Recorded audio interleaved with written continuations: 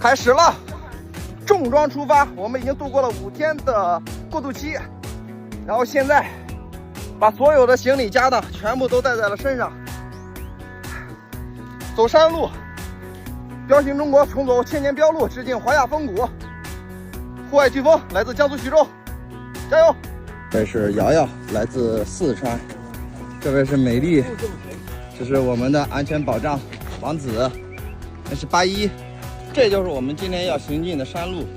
接下来就需要进行穿越了，预计要翻过5座山，海拔大概在1万多厘米左右吧。山脉非常的多，好多的山，野生的橘子。尝一个。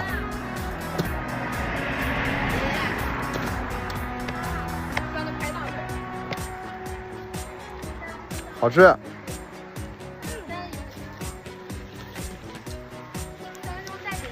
好吃。我就是酸中带苦。好吃，兄弟们，好吃。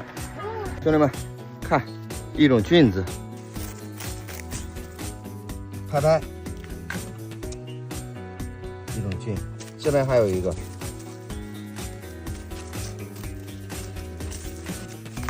拍拍。今天晚上有饭吃了。哇，这个好大，是不是这个菌？不能吃，这个是有毒的。这种菌是不能吃的哈，兄弟们，吃了人就躺板板了。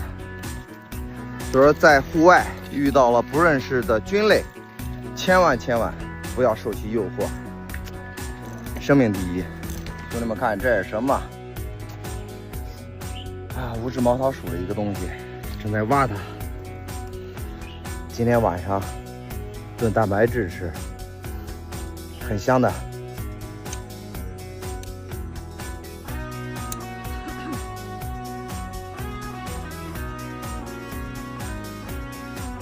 着了。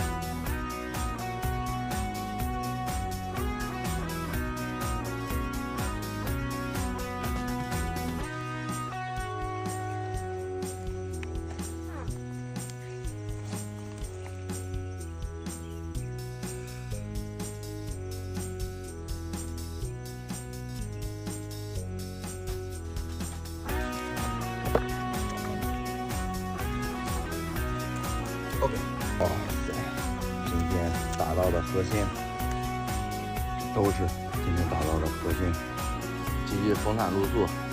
今天吃不完，住在深山老林里边了。